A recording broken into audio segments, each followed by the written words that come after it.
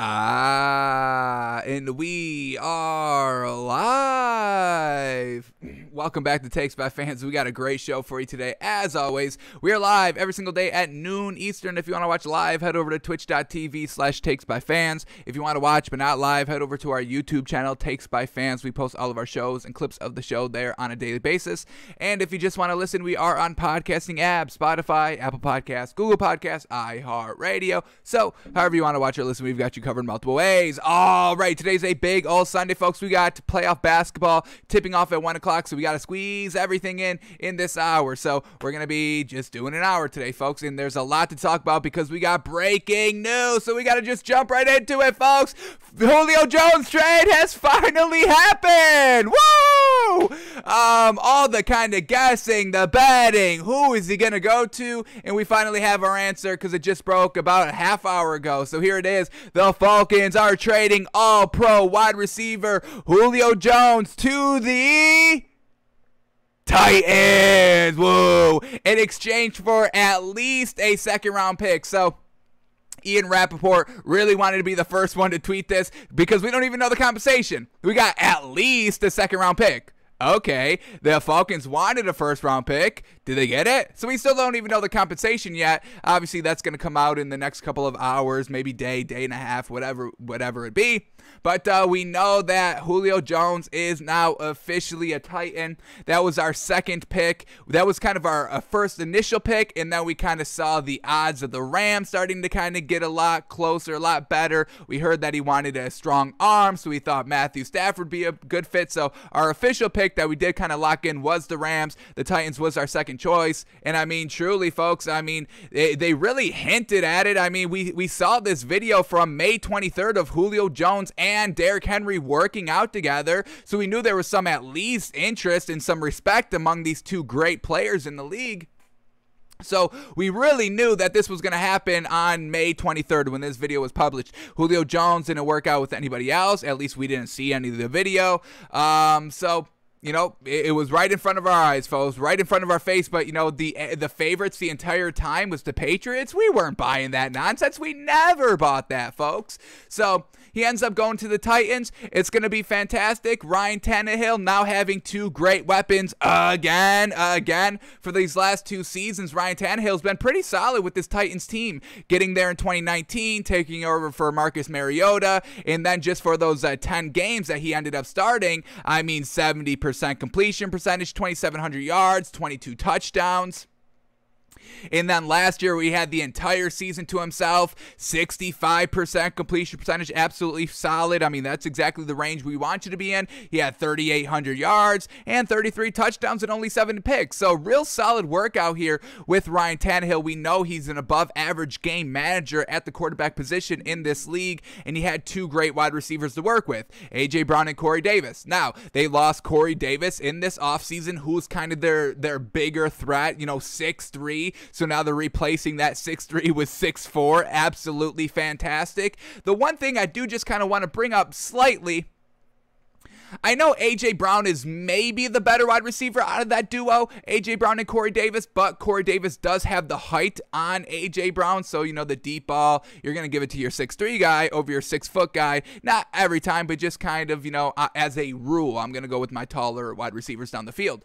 But what Ryan Tannehill was doing, and I know A.J. Brown's real good, but it was kind of strange that, you know, he was kind of targeting a shorter wide receiver on their team a little bit more, even though, you know, also while him being kind of younger. A.J. Brown, only 2 years in the league, got there in 2019, the rookie year, when Ryan Tannehill got there as well. And Ryan Tannehill last season targeted A.J. Brown, the 6' wide receiver, a little shorter than Corey Davis, 106 times, where he targeted Corey Davis 92 times. So the difference is not that much, and it's barely that much of a difference, and they still had great productions. A.J. Brown had a 66% catch percentage, real solid. It's all right. in 1,000 yards, 1,075 yards receiving. But then Corey Davis, he was only targeted 92 times, still made the most out of it, 984 yards, fantastic, 70% completion catch percentage, absolutely fantastic. So Ryan Tannehill working with A.J. Brown, and now Julio Jones is still going to be kind of this explosive offense, but we know Julio Jones is probably better than Corey Davis. He's got that star ability that Corey Davis just doesn't have. Corey Davis is a solid receiver. I'm not knocking Corey Davis. So we'll see how Ryan Tannehill fares with his new wide receiver duo. And then we all know you still got to plan and kind of attack Derrick Henry in the backfield. And that's why we love this kind of trade so much. You have to respect the run, and now you have to respect the pass now that they have, you know, a surefire first ballot Hall of Famer in Julio Jones. So Ryan Tannehill, all he has to do is continue on what he's been doing these last 2 seasons for the Titans, just being that kind of above average game manager, and let Julio Jones and Derrick Henry really take over. We kind of saw the Titans kind of retooling their defense as well this year, so hopefully they can kind of get that great defense and have that explosive offense to kind of pair it up with. So this is an absolute great trade here for the Titans. Maybe they didn't even give up that first round pick, and that's kind of what we thought, why we were kind of buying the Rams just a little bit more slightly at the end of kind of this Julio Jones trade saga, was because, you know, they didn't do it. The trade didn't get done that day that it could happen. So, you know, our thinking was, you know, maybe no teams were really offering the first round pick. You know, we've been bringing up Randy Moss, you know, him retiring at 32, Julio Jones at 33, with those kind of nagging hamstring injuries these last couple of seasons. So maybe our thinking was that these teams weren't ready to give up that first round pick. And that's kind of what it seems to be, at least a second round pick. So we don't know any of the other compensation just quite yet. I can check quickly if anything's changed. Still no compensation. Yeah, so we'll probably know that tomorrow. On tomorrow's show, we'll definitely have that information, I'm assuming. I'm hoping. But at least a second round pick, and that would be fantastic. I'd trade a second round pick for Julio Jones all day. First round pick, I probably would do that as well, just because we don't really love draft picks, and the Titans aren't going to have like a top 10 pick. No way. They've always kind of been, you know, mid to high 20s these last 2 seasons, making the playoffs, making the AFC Championship game in 2019. So, you know, this first round pick, it's going to be a garbage pick. So, you know, I would have traded, you know, a late round first round pick absolutely for a proven talent on the field. So, congratulations to the Titans fans. I'm happy. I love Ryan Tannehill. He was a Dolphin, started in the Dolphins, and I loved Ryan Tannehill. It was just Adam Gase that was absolutely trash. So, I respect Ryan Tannehill. I think he is a Super Bowl caliber winning quarterback in this league. He's got star-studded talent around him, so it's really no room for flounders. I mean, is that AFC Championship the ceiling of Ryan Tannehill? Now that it's all going to be kind of shown this year. Can Tannehill bring them to the promised land? Is he the Super Bowl winning quarterback that we believe that he can be in this league? He's got all the help, all the talent. He's got the coaching staff behind him, smart, talented coaches on that squad, and we'll see how this kind of retooled defense is looking this season as well. So, a lot to celebrate there in Tennessee. A great team, and now, man, oh man, this is great. Now we get to see what the Falcons are going to do. Freed up cap space. We think they're going to go after Le'Veon Bell. Get that surefire running back, because they really don't have that. They've got great offensive weapons already. Calvin Ridley, Russell Gage, and Kyle Pitts newly acquired. Hayden Hurst as the second-tier tight end. So they've still got weapons without Julio Jones. That's kind of why they made this trade right now, because they're like, yeah, we can free up cap space, but we're also kind of good at the talent position, wide receiver wise, and just kind of wide receivers and tight ends. So we need that running back. I'm not believing in Mike Davis. He didn't really do that. He did all right. He did, you know, kind of tier 2 running back, backup running back, second running back on the squad stuff last year with 600 yards. And don't try to come at us with Cordell Patterson. Come on, folks. They've been trying to use him as a wide receiver or a running back his entire career, and it just never works. His highest rushing season was like 300 yards. That's nothing in this league, folks. So, Falcons, go out and get Le'Veon Bell. You can kind of pay him, not a lot, because, you know, his kind of value has been decreasing, but you can give him solid money to bring him to your team now that the cap space is freed up. So I would be on the lookout for the Falcons signing a running back. I mean, the only kind of real running back right now available is Le'Veon Bell. You still got, Frank Gore, and we talked about that, but, yeah, he's a tier 2 right now. He is aging out of this league. So go get Le'Veon Bell, have an explosive offense, and see what you can do probably on maybe potentially Matt Ryan's last leg here as an Atlanta Falcons starting quarterback. So that's where we're at with Julio Jones, which kind of blows up this next segment that we had prepared because new odds just came out yesterday about where Julio Jones will go. So I guess we can kind of, look back at it at the, now that we have 20/20 vision out here. So let's see how the odds, let's see what the Titans odds were. Could we have made a lot of money? So these were the newest updated odds here for which teams would get Julio Jones. The Patriots were still the favorite. Once again, we never fell for that nonsense. It never made sense to us. So Patriots at plus 400 was the favorites. Falcons, the second highest at plus 500. Raiders at plus 500, Chargers at plus 600, Ravens at plus 700, Colts at plus 700, Jags at plus 800. The Jags at plus 800? What? Why would that ever have happened, folks? They're trying to make money, not spend the money. 49ers at plus 800, and then there it is, folks, the crown jewel of odds, Tennessee Titans plus 800 at the very ending of where Julio Jones ended up. You could, if you bet 100, you would have won $800, 900 in total. You get your 100 back. You win 800 profito. Yes, sir. That's great money right there. So there was a lot of money to be made up until last night. But we also had the initial odds. How did the odds change? So these were, I believe, the first odds that kind of came out on Julio Jones' next team. These were the first odds right here. Here we go. Is this right? Yeah. Yes. Okay, so these were the initial odds of Julio Jones. The first time they came out, what you could have made if you bet the Titans. Here we go. Falcons at plus 500, Chargers at plus 500, Patriots at plus 500, Ravens at plus 600, Colts at plus 600, Raiders at plus 700, Titans at plus 700. How crazy is that? The Titans odds in the beginning were less than what they ended up at, and that's where he ended up. So, Titans at plus 700 if you bet it the day of. Still solid odds there. $700 if you bet 100. Fantastic. And then the first change here. Let's see how the first change happened.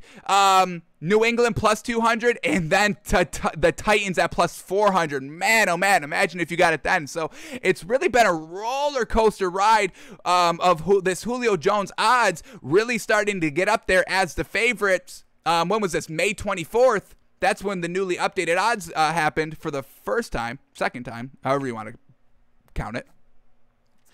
But plus 400, still decent odds. And then they updated, I believe, one more time. Two more times?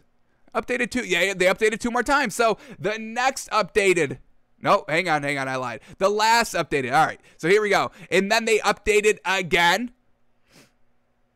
Nope, oh damn, I went out of order. My fault. So the initial odds, I'm sorry. Here we go. The initial odds were Atlanta minus 150, Colts plus 500, the Los Angeles Chargers at plus 500, the Ravens at plus 700, New England at a plus 700, and the 49ers at 800, and then that's the Titans at 800, and then the Titans went down to 700, and then they went down to plus 400, and then at the final odds, like we just said, the Titans at plus 800. So you could have made so much money throughout this entire course. The video was out there of him working out with Derrick Henry. The evidence was out there to make that money, and if you made it, congratulations, folks. So Julio Jones is a Titan. It's going to be great. I cannot wait. And if it helps Derrick Henry get a ring, that's what I'm all about. Derrick Henry, Julio Jones, Ryan Tannehill, all getting their first rings. I'm all about that, folks. So we'll see how the Titans are going to be looking this year, but Ryan Tannehill, just throw it up, man. Just throw it up, and we know he can, and, his play action, his mobility. You got to worry about Julio Jones. You got to worry about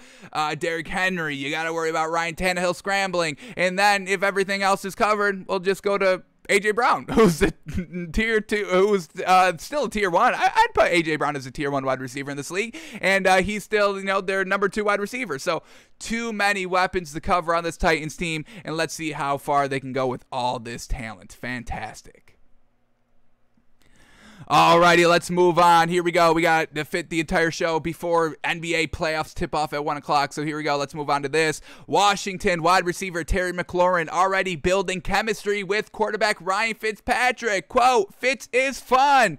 Alrighty, we know there's an open quarterback competition here in Washington between Ryan Fitzpatrick and what's his name? Hang on, it's coming. Terry McLaurin. I always get his name confused. Terry McLaurin, Taylor Heineke. TT, you know, that's where we get the confusion from. But open quarterback competition between Ryan Fitzpatrick and Taylor Heineke. Taylor Heineke was the starter last year. They bring in Ryan Fitzpatrick in this offseason. They don't draft a quarterback, so it's only going to be between those two quarterbacks. And Terry McLaurin's their number one wide receiver. So if he's having fun, if he's kind of building this chemistry with Ryan Fitzpatrick, it may a little bit sway the opinion of Ron Rivera making that final call. So let's read this article and see what Terry McLaurin is truly saying about Ryan Fitzpatrick. We know Ryan Fitzpatrick can get it done. I mean, we saw that last year with the Dolphins. He's a very good, solid starting quarterback, kind of 50-50 in his wins. He does throw a lot of picks, which is, you know, definitely, you know, a bad taste in your mouth when it happens. But when he, you know, does what he does in the Raiders game, where he gets the face mask and makes the amazing pass, and then, you know, we win the game with like seconds to spare. That's the fun of, you know, Fitz magic. So it's not all great with Ryan Fitzpatrick, and it's not all bad. It's real kind of, you know, 50-50. Taylor Heineke is a little unproven in this league. He had a decent year. He only started one game. Nothing great. No real tape, but it was solid of what we saw from him. Went toe-to-toe with Brady, so we give him the credit for that in the playoffs. But let's see what Terry McLaurin is saying here on Ryan Fitzpatrick. So Terry McLaurin was able to get a feel for new quarterback Ryan Fitzpatrick over the past 2 weeks during OTAs, and the Washington wideout is already liking the chemistry. Quote, Fitz is fun. The first thing that struck me about him is just that he has a really cool, calm demeanor about him. When he's in the huddle, he's just really collected, and that's something you really have to have on your team. The quarterback, he's the general. You can't have him going crazy and, you know, kind of, you know, not being 100% confident, because that's going to make the rest of the team not 100% confident. So this man's cool, calm, collective. Alrighty, y'all. Here we go. Play, you know, Spider 2, Y Banana. Y'all good? Here we go. Let's get it. You know, break at the huddle. Calmly. All right, 52's the mic. Here we go. Everybody ready? Here we go. Set, hut. You know, hike. Bingo, bango. Completes the pass. Next time in the huddle. All right, great job, boys. Here we go. Next play. Y'all ready? Spider 2, Y Banana. Here we go. Everybody good. Here we go. Break. Bingo, bango. Up to the line. Once again, cool, calm, collected. Oh, yeah, we hit the touchdown. And then that's where the maniac comes from. The beard is flying. The hair is flying. He's taking his helmet off. He's bashing you in the head with his own head. Even if he has the helmet on. Even if he's, you know, no helmet and you have a helmet, he's headbutting you. Because that's just how, you know, juiced up that this guy gets. And we absolutely love that about him. So Terry McLaurin falling in love kind of with Ryan Fitzpatrick here, and we'll see who's going to win the starting job. It's definitely going to be a tight competition. You've got the veteran in Ryan Fitzpatrick, and then you got the up-and-comer of Taylor Heineke, really making his presence known in kind of, what was the spring football league that happened? It wasn't which one was it? It was one of those, like the AA, I don't know, I can't remember. But either way, he made his presence there known, and then he was able to get to the NFL. So we give him some respect there. But, you know, still plenty of time to earn the starting job. Fitz, you know, we know is a kind of a backup player.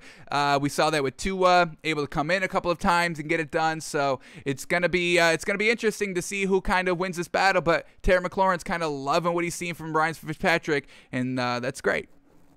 Anything else here in this article?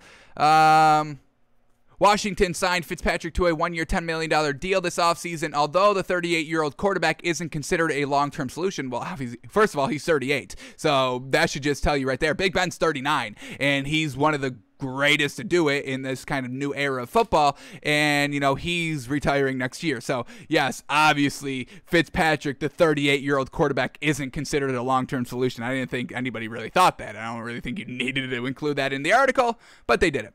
McLaurin is picking the brain of a 16-year veteran. Fantastic. Yes, sir.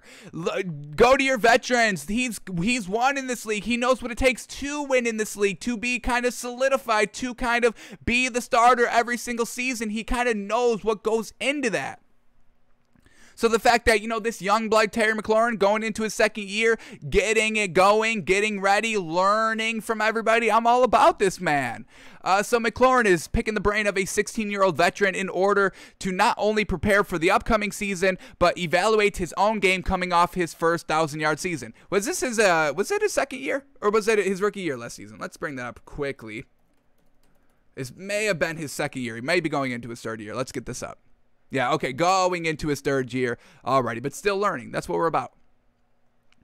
All right, back to the article. Quote, he's also a student of the game. He's super smart. It helps me out because I get to try and see the game through his eyes. Once again, fantastic. We know he's Harvard educated, a smart guy out there, learning the game, teaching the game to these young bloods, and Terry McLaurin is absorbing it all, so I'm absolutely all about it. Last quote here. Let's see if there's anything good. Quote, he puts an emphasis on really being in communication with the receivers. That's not just me. I've seen him communicate with just about every receiver on the roster right now. Just about what they're thinking with this route, what they're thinking about with this leverage. I think that is very important to do at this part in the season because you want to try to start making that connection early. Absolutely.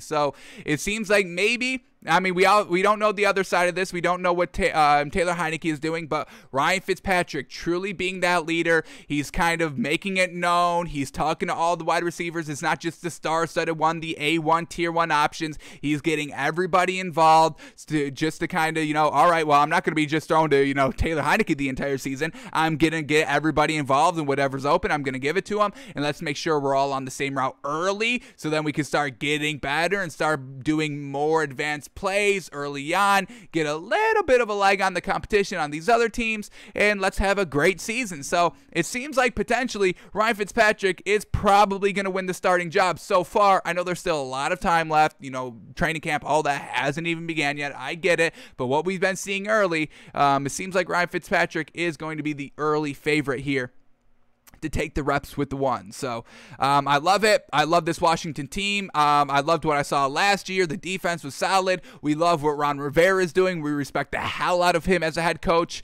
And so we'll see how Washington progresses for the rest of this offseason. But I think we're going to start putting Ryan Fitzpatrick above Taylor Heinicke right now.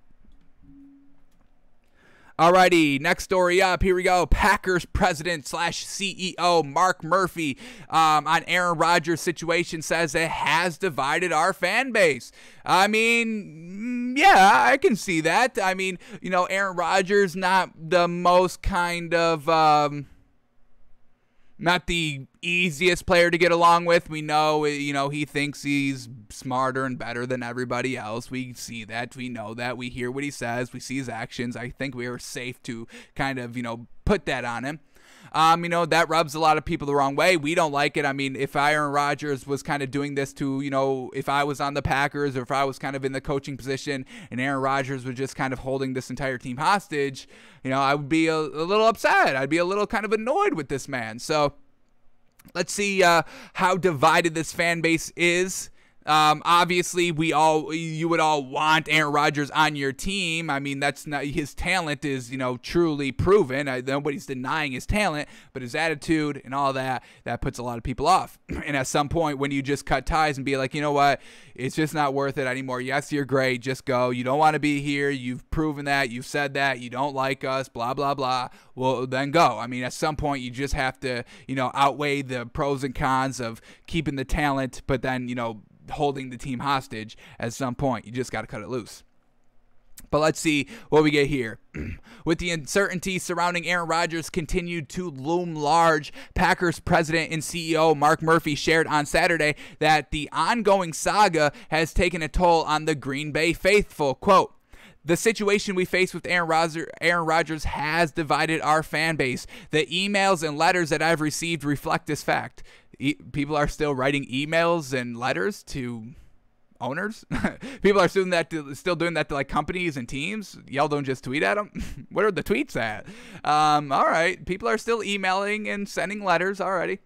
Okay. The emails and letters that I've received reflect this fact. As I wrote here last month, we remain committed to resolving things with Aaron and want him to be our quarterback in 2021 and beyond. We are working to resolve that situation and realize that the less both sides say publicly, the better. Obviously, I mean, the Packers are trying to keep this internal, and Aaron Rodgers is going on Jeopardy, clowning the head coach, like, reading that final Jeopardy answer of, why kick a field goal when you have Aaron Rodgers. So, talking bad about the coaches, going to Hawaii, putting those pictures on social media, all of that, and just kind of making it external while the organization is trying to make it internal. And once again, him saying, as I wrote here last month, we remain committed to resolving things with Aaron Rodgers. Aaron Rodgers doesn't want anything resolved. If he wanted something truly resolved, he would we still don't even know what the true kind of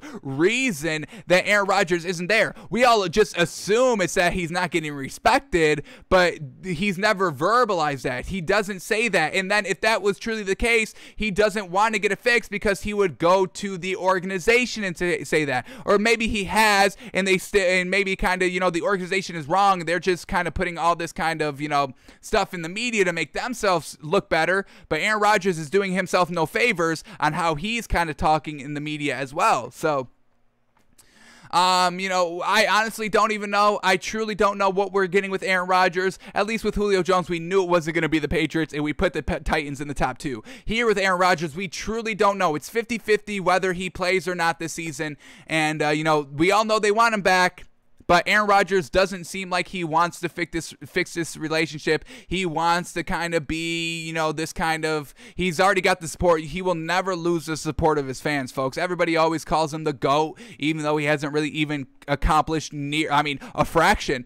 Aaron Rodgers has not achieved a fraction of what Tom Brady has done in his career, but, Aaron Rodgers is somehow the GOAT over Tom Brady, which we do not get at all.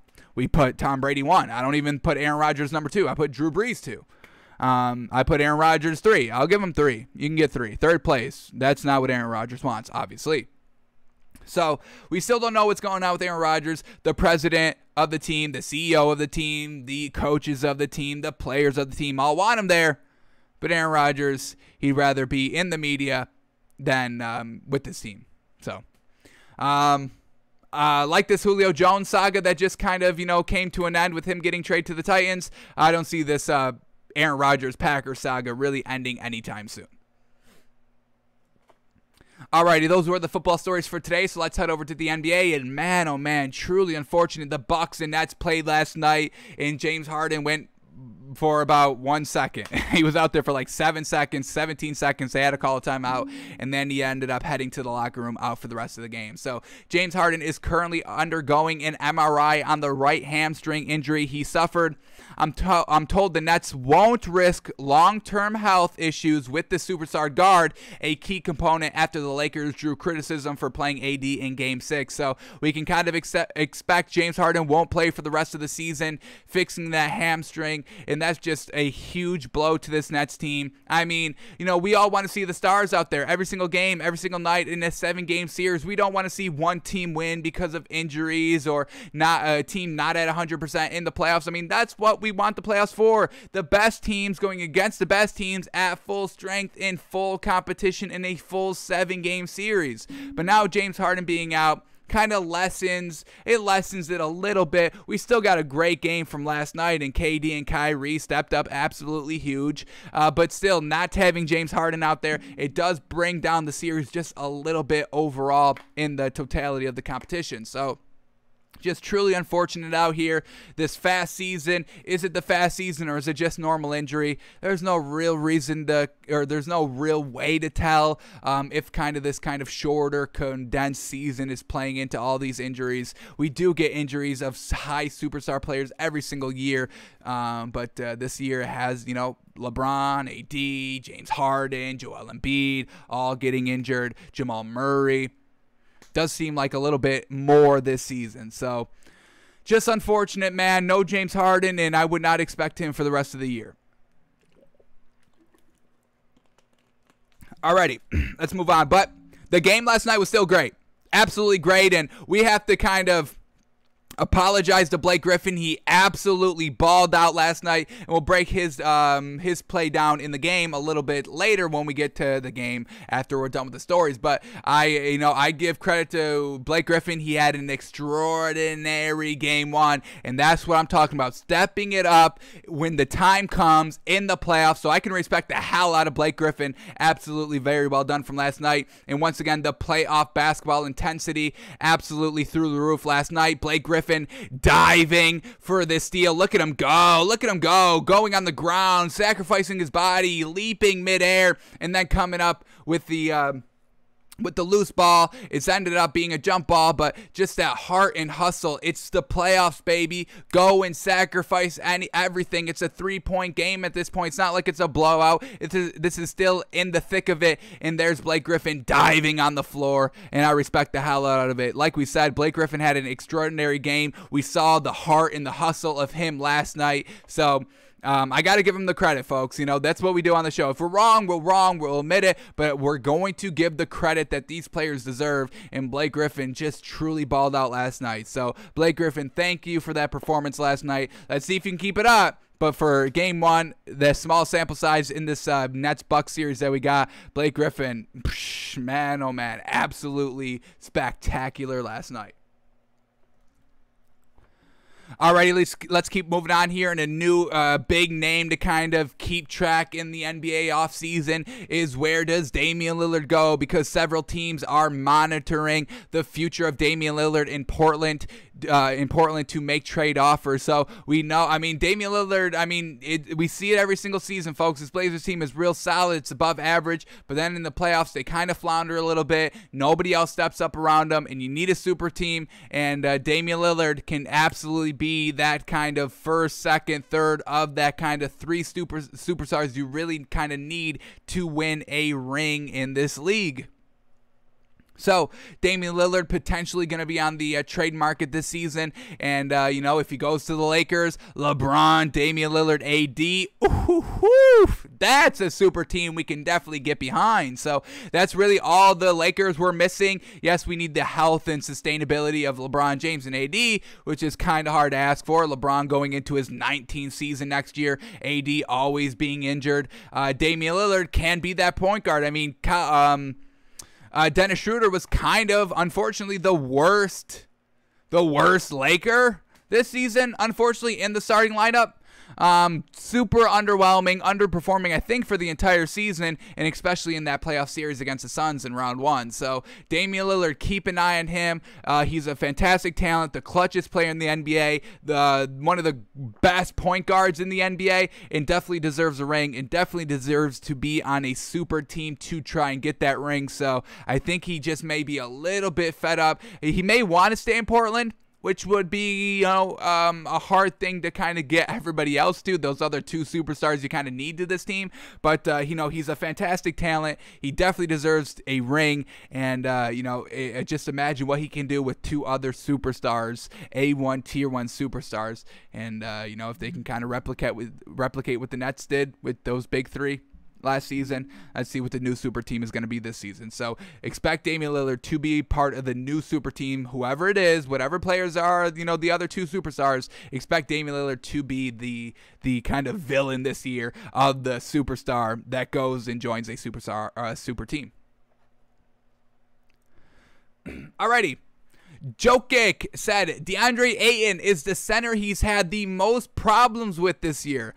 Well, that's not good, because they're facing up in the playoffs, round 2. Suns, Nuggets, Jokic, DeAndre Ayton down low, especially with Jay Crowder. Don't forget Jay Crowder, Jokic, okay? I know he's not a center, but still a 4, beef down low. So, let's quickly go over how Jokic looked this season against the Suns. So, let's kind of start here at the latest date, at the end of the season, and see how many times they faced. We've got their schedule up, so let's see how Jokic was doing against the Suns. So the last time the Suns and Nuggets faced off, damn, they barely haven't. I mean, they haven't even done it. Alrighty,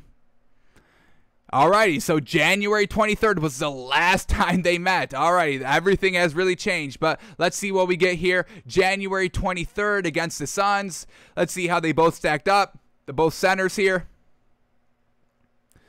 Oops, that was the wrong one. We got to go to click on this link right here. Okay. It went into overtime, close game. Let's go to the box score. What did Jokic do? Still at the 5 here. 29 points, 22 rebounds. You grabbed 22 rebounds, 7 of them offensive, but that's, DeAndre Ayton was the one that you struggled against the most.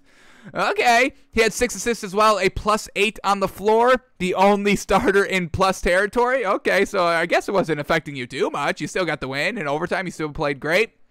DeAndre Ayton in this game, 17 points, 13 rebounds, 1 assist. He was only a +2 on the floor, so still kind of outplayed DeAndre Ayton a little bit.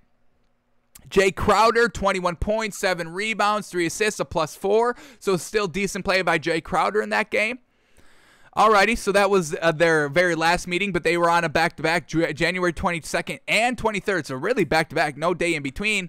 Let's go to this January 22nd game. They won as well. The Nuggets won this game as well.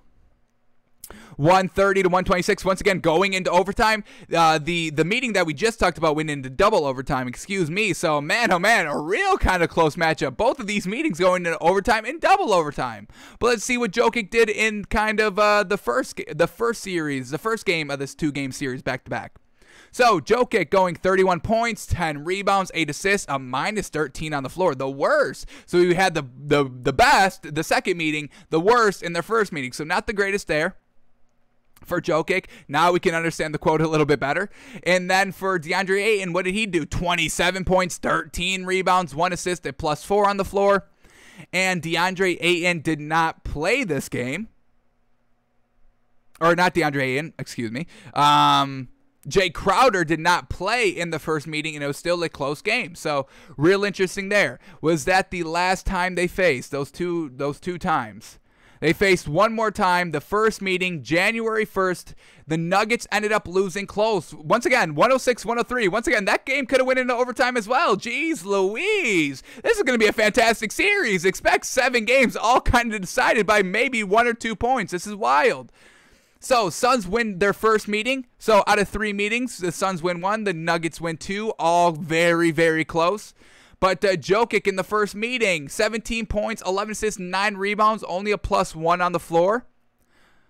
The kind of second worst of the starters of the Nuggets. And then for the Suns, DeAndre Ayton, 22 points, 11 rebounds, a -11 on the floor, though, in a 3-point win. And then Jay Crowder struggling here early on in this season, 4 points, 4 assists, 3 rebounds, and -11 on the floor. So this is going to be an absolute great series. Jokic wasn't lying. He's kind of struggled a little bit. The last game was his best game, which is kind of good, kind of feeling out the team, knowing all kind of everything, getting better, learning from the tape, learning from kind of just the in-game situation. So that's kind of, a little silver lining in the kind of series, but they also haven't played since literally February. So anything can happen in the series. Jokic versus DeAndre Ayton. Let's see who gets the better of them, and let's see who wins the series. But it's going to be a great one of what we saw in the first 3 meetings. So I know a lot has changed. No Jamal Murray, Suns getting right, Nuggets getting right. So we'll see how it goes, but Jokic and DeAndre Ayton, it's gonna be a beef fest down low, and we'll see who's gonna be the beefiest. All right, let's keep moving on here. Pat Riley in the news again. Pat Riley says he would leave out a shiny new key if LeBron James wants to return to Miami in the Heat. So, does LeBron go anywhere? Is he done with AD? Is he kind of like, all right, I gave you your ring. You can't stay healthy for me. I cannot be a part of this. I need to win probably at least one more. I got to really kind of win as many as I can here before I officially, retire. But AD, I just can't have you anymore. I'm sorry. I got to go somewhere else. And we know LeBron James is all business. He left Cleveland. He went to Miami. He left that a little kind of prematurely. Went back to Cleveland. Left that after a ring. And then went to the Lakers. So we'll see. Does LeBron James, I don't know if he this is the Lakers. Can he leave the Lakers? With this whole Kobe, his untimely death, truly unfortunate there. Can he leave this Lakers organization? Does he end his career there? Does he go back to Cleveland? I mean, if he does leave the Lakers this year, does he go to the Cleveland? Does he go back home? I'm coming home. I mean, we can all imagine that, no? That kind of seems like the likeliest thing. Hey, I'm just a kid from Akron, and I left, but I'm always coming back. I'm always coming home. And maybe he ends his career winning a ring with this Cavs team. I mean, you got Jared Allen down low. I know he's no AD, but he's still real solid and kind of, still a tier 1 big in this league, still getting better every year. So maybe LeBron's like, you know what, I'm coming home. Thank you, Pat Riley. I'm not going to go back to the Heat. Wherever I'm going to end up, I'm going to end my career there, and that's really just going to be home. So yeah, Pat Riley would obviously love to have LeBron back. I mean, you're going to be title contenders with LeBron. Doesn't matter. 19th year, 25th year, 30th year. He's 65, still on the court. I'm still putting whatever team LeBron's on as true title contenders. So you can leave the key under the mat, Pat Riley, but I don't think if LeBron James does decide to leave LA, I think it would be to go back home to Cleveland to end his career. One more title. If he wins it, he's done. Other than that, he plays maybe another three seasons at home with the Cavs. So we'll see where LeBron James goes. Does he stay? Does he go? I'm sure he stays, but if he does go, I think he does go back home. Alrighty, and then the last basketball story to talk about. Alrighty, here we go. Kyle Kuzma on this season, quote, "I think this year I made incredible strides of becoming a winning player, making the right play, being a real valuable asset on a defensive end. I got a lot of growth in me. I can't wait to get there."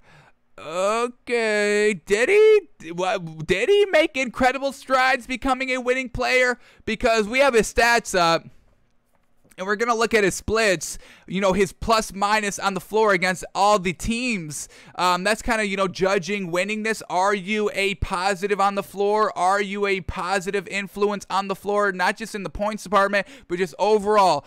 When you're on the floor, are you kind of putting up more points as a team overall than what you're giving up on the floor? So let's see. Let's kind of challenge this claim right here. Is he a winning player? So against the Hawks, a -2.5 on the floor. Not great. And the Atlanta's a solid team. So against a solid team, you're not even a plus.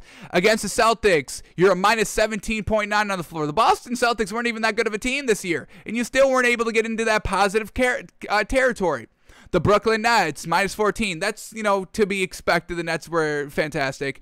The Bulls, +3.5. So they're a trash team. Kyle Kuzma does good against them. That's not real winning. The Hornets, a +4.5 on the floor. Once again, garbage team. Cleveland, +18.3 on the floor. Once again, a garbage team. He's elevating his play, not against the good teams.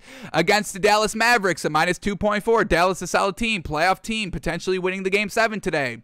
The Denver Nuggets. Oh, okay. Against the Denver Nuggets, +5.4. That's solid. I'll give him that. The Denver Nuggets are a good team, and he flourished in that series. Fantastic. I'll give him that. +5.4.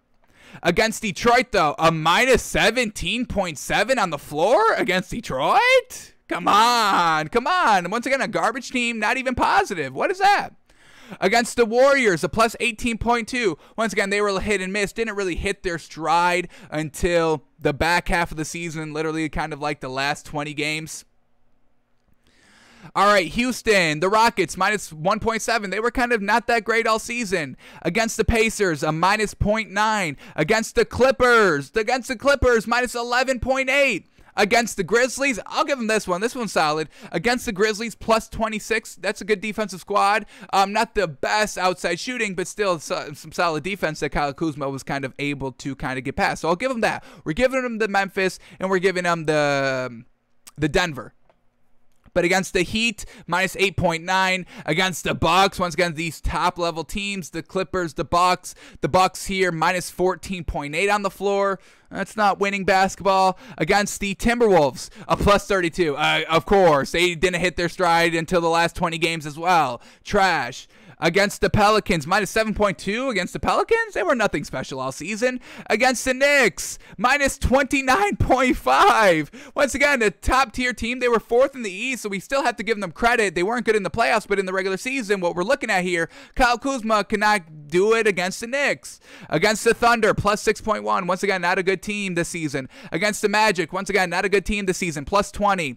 Against the 76ers, once again, a top-level team this year, minus 10.5. Against the Suns, once again, a top-tier team in this league, a minus 20.4 on the floor. Against Portland, once again, a good team this year, minus 9.4. Against the Kings, trash team, plus 13.9. Against the Spurs, not the greatest, but minus 5.5. Against the Raptors, minus 3.4. Against the Jazz, once again, a good team, minus 5.2, which is not terrible, but it's still a minus on the floor. And then against Washington, who wasn't that great this season, a minus 8.5. So nothing great here by Kyle Kuzma, not a positive impact on the floor when he's out there. So I don't know. I would sell Kuzma. I would not kind of still believe in him, unfortunately. Yes, he's still young and can definitely improve. I'm not saying that, but I would get him off the Lakers. I don't think he's that kind of great overall. I don't think he helps at all on this team. And yeah, never really stepped up. We never saw Kyle Kuzma truly step up when it was just him. No AD, no LeBron. When he has to really step up his play, we never really saw that. And that's kind of reflected in the plus minus on the floor. Never that positive player that you need on the floor. So Kyle Kuzma, he believes in himself, which is good.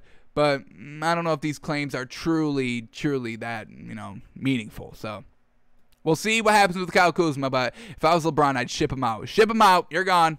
I got to get this trade package going for Damian Lillard. So, yes, Kuzma, you're in that trade package.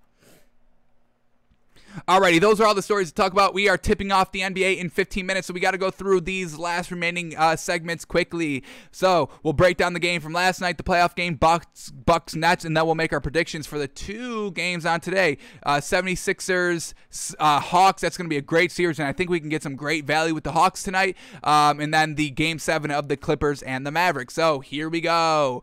The Bucks and the Nets, and the Nets win. Fantastic there by this Nets team, winning 115-107. Bucks still kept it close, but overall, I wasn't a big fan of how this Bucks team played overall. They kind of got caught up in the Nets, kind of just fast-paced offense, taking a lot of unnecessary threes.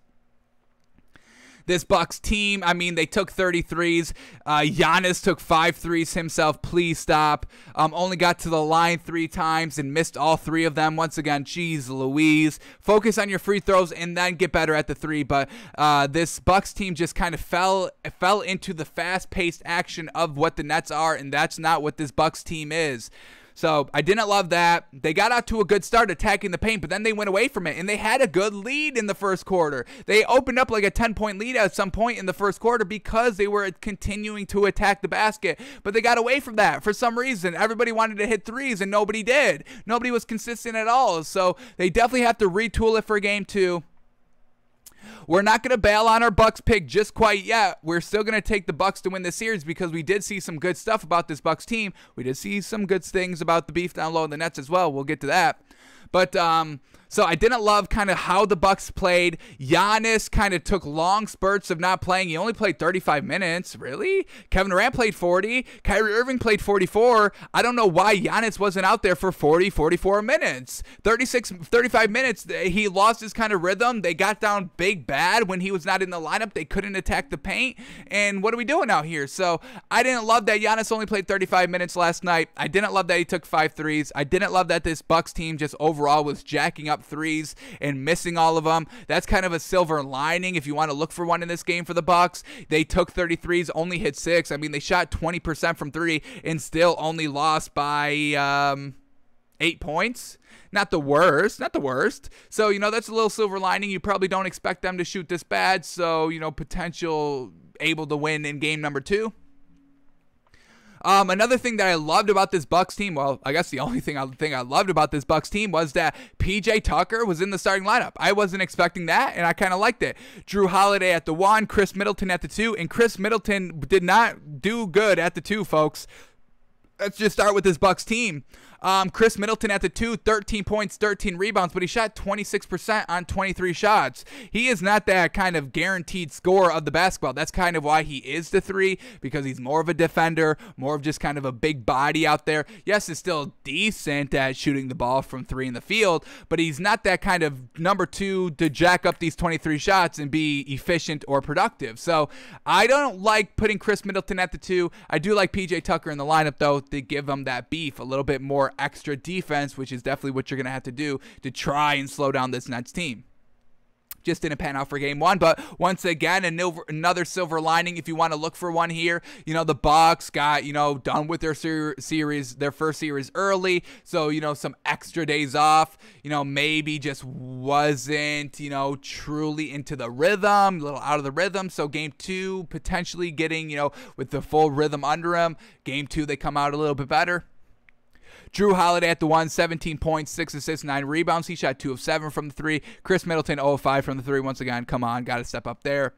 Brook Lopez, 19 points, 5 rebounds. Giannis, 34 points, 11 rebounds, but 2 of 5 from 3. He was going down low. When he attacked the bucket, it was all right. He had 5 turnovers as well. They were the Nets team were kind of, making it real hard to get into the paint. So once again, I give respect to what the Nets did in game number 1. Absolutely fantastic. The outside shooting was great, and then they're just kind of clogging of the paint, making Giannis work for it. And, Giannis settling for some threes sometimes, not truly getting into the paint easy, turning the ball over. So the Nets played absolutely fantastic down low. I'll give them credit. Once again, Blake Griffin, we got to respect him a lot.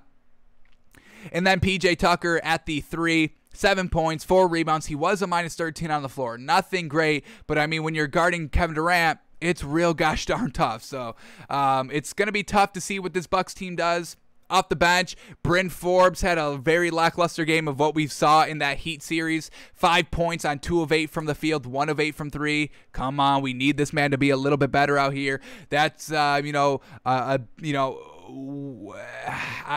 when you're trying to structure this lineup, having Bryn Forbes in the lineup is good. He can play the 2 though. He can't play the 3. Chris Middleton's the 3, and then if you're having PJ Tucker, you have to move Chris Middleton to the 2, so Bryn Forbes comes off the bench. So we'll see what the lineup's going to be for game number 2. I think they stick with this one, and I still think this is a winning lineup here for this Bucks team. They just need to kind of get their feet under them in the series, so we're not going to overreact to game 1. And then Bobby Portis off the bench, a little lackluster as well. 6 points. He had 7 rebounds, but 3 of 7 from the field. Has to be a little bit more efficient if you're coming off the bench. So the Bucks, little lackluster last night. Now let's go to the Nets. All right, Kevin Durant did his thing. 29 points, 10 rebounds. He only shot 1 of 4 from the 3. Actually, he didn't do his thing. Let me go back here. 29 points, but he shot 48% on 25 shots. That's not as efficient as Kevin Durant, as we see. Also 1 of 4 from the 3. Joe Harris, 19 points. I love it. Ooh, I love it. Man, I love it. Yes, sir. So efficient and so always reliable. Joe Harris, thank you, man. Thank you. Joe Harris at the 4, 19 points, 2 assists, 2 rebounds, but he shot 5 of 9 from 3 and 63% overall from the field. We give that man credit. Blake Griffin, 18 points, 14 rebounds. What a stud last night. A stud last night. He even shot 4 of 9 from 3. And we don't love Blake Griffin shooting the 3, but it wasn't bad last night. He got off early to hitting the 3s, so we gave him his credit. He did airball a 3 as well, and he also only shot 44%, kind of hitting a good one and then the other one looking bad. But then he come back and hit a good one, and then he come back and hit a bad one. So I'm gonna give Blake Griffin a lot of credit here. He was kind of the main difference maker. I'm gonna say it. He was kind of the single. If we have to kind of point out one reason throughout the entire game of who won the game for this Nets team, I'm going to give it to Blake, folks. His defense down low, clogging the paint, the 18 points, the decent efficiency out there, the 14 rebounds. I'm going to give him all that credit. Very well done to Blake Griffin. Kyrie Irving, 25 points, 8 assists, 5 rebounds. He shot 42%, 3 of 11 from the 3. Not the greatest. And then James Harden only playing 43 seconds out there. Not great. Unfortunate. Truly unfortunate. Off the bench, anything good? Bruce Brown, 6 points on 5 shots. Landry Shamet, 2 points on 3 shots. Nicholas Claxton, 4 points, 3 rebounds, a plus 11 in 14 minutes. Love seeing that as well. Once again, the Nets were able to clog the paint basically for the entire game. And can we shout out Mike James closing out the game and basically the second half getting it done. 12 points, 7 rebounds, 2 of 4 from the 3, 43%. But those 12 points are exactly what this Nets team needed and really kind of put away the game in the second half. His shots were just fantastic. So Mike James, Blake Griffin, way to step it up, not being part of the big 3, and also Joe Harris always being reliable. So that was game 1 of the Bucks and the Nets from last night. Cannot wait till tomorrow, game number 2. Want to see the Bucks kind of not get away from their game. Don't fall for kind of what the Nets do, the run and gun, the quick possessions, quick offenses from 3. How many threes did the Nets shoot last night? 40. And they hit 15. They went 15 of 40. Once again, you know, the Bucks only making 6 out of 33. So don't fall in love with the 3. Keep attacking the basket. It's going to pay off in the long run of the series. So Bucks, don't get away from your style of basketball. Keep going down low. And Giannis's 34 points didn't even seem that effective. When I saw the final box score today, I was like, really? 34? Really? I didn't see any impactful points from Giannis all game. So stop with the threes, make your free throws, and start kind of attacking the paint a little bit more. Alrighty, we're 5 minutes away from the tip-off of the NBA, so we got to start wrapping up the show. And the last thing that we have to do is talk about the spreads and who's going to win today in these 2 playoff games. So here we go. Let's talk about them. Hawks, 76ers, first game up. Hawks plus 4.5, 76ers minus 4.5. I love the Hawks here. Let's see if Joel Embiid is good to go. For the Hawks, Chris Dunn is out and Cam Reddish is out. For the 76ers, everybody's good to go. The last I heard when I was doing prep for the show was that Joel Embiid is a game-time decision. So here we go. Is he good to go? Is he actually playing? Or is he just going to try and go and then he leaves like AD and James Harden did? All right, the Sixers will start Simmons, Curry, Green, Harris, and Embiid on Sunday. Wow, Joel Embiid is going to play, but I am going to still take the Hawks team plus 4.5. Giannis not at 100%, and we know Clint Capella is still very good. The Hawks match up great with the outside shooters of the 76ers, so I really think this is a great matchup for this Hawks team to take advantage for this upset. We just saw Trae Young absolutely get it done. Series 1 against the great defense of the Knicks, right? That great defensive team of the Knicks, and the Hawks were still able to get their scorers going, and that's exactly what they're going to need for the 76ers series. They need their scorers to be on pace. So I'm going to take the points here with this Hawks team. Clint Capella attacking Joel Embiid down low, and then Bogdanović, Clint Capella, Trae Young, all able to score. We'll see how the Hawks bench does tonight. I do think I like the 76ers bench a little bit. Expect Dwight Howard to probably play hefty minutes as well. We'll see how he does against this kind of second squad of the Hawks. But I'm going to take this Hawks team. We saw the offense get it done. They only lost 1 game against the Knicks. Kind of a fluke game. It was at home, Madison Square Garden, rocking and roaring crowd, but still kept it close. I'm going to take the Hawks here plus 4.5. Clint Capella attacks Joel Embiid. And let's see how actual healthy Joel Embiid is for the series. All right, then we get the Mavericks and the Clippers, and wow, oh wow, Mavericks still plus 6.5 here on the road. Road team winning every single game this season. Game 7, stars showing out. Luka Doncic, Kawhi Leonard, who gets the better? But we're getting 6.5 points in a Game 7 where the home team wins. I think we just have to. We have to live and die by that result. But let's see who's all in and out. JJ Redick still out. Man, oh man, could you show up once, please? Damn it. Maxi Kleber, game time decision. Luka, game time decision. Those players are playing. Let's be real. And then Serge Ibaka, game time decision for the Clippers. Once again, let's be real. He's probably going to play. All those players are going to play. So I think we just have to take the Mavericks here. Plus 6.5. It's Game 7. Road team has won every single game. Kawhi's been going off. Luka's been going off. Everybody else has just been kind of really lackluster throughout the entire series here. So we just have to take the 6.5. That's the only thing. There's nothing that we can really sink our teeth into the series. It's been a wild ride. We can count on Kawhi. We can kind of affirm that. We can also count on Luka because that's really the only kind of great player that the Mavericks have. The Clippers do not have that great shooting. They need Kawhi to go for 40. They need Paul George for 25-plus points. They need Reggie Jackson for 20-plus points out here. And then everybody else just has to kind of get what they get, because we know there's nobody else that can really be relied on to score the ball. So the Mavericks, they just have the more shooters, the better offensive talent overall, and they're getting 6.5, and they're on the road. We just have to live and die by this result. Mavericks plus 6.5. We'll see if they can keep it close. It's Game 7. It better gosh darn be close. I don't want to see a blowout Game 7. I don't even know who I want to win the series. But we'll rock with the 6.5, live and die by it. We'll live and die by the points tonight.